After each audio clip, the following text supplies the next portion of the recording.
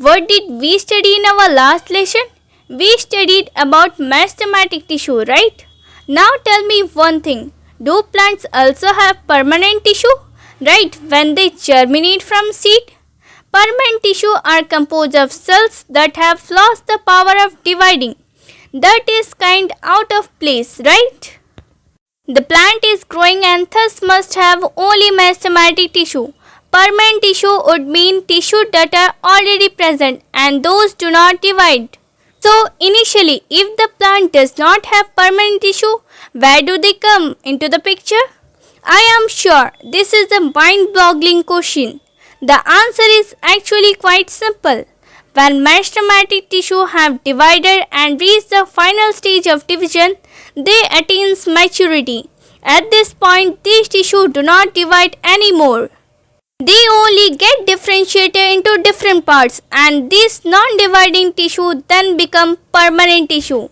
Did you understand what this means? It means both meristematic tissue and permanent tissue are one and the same. When tissue grow and divide, they are known as meristematic tissue, and when they finally mature and divide no more, they become permanent tissue.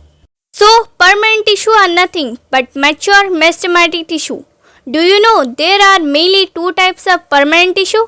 Can you take a guess at the names? Yes, they are simple tissue and complex tissue. We will look at simple permanent tissue in detail. The very word simple means they have a very simple structure.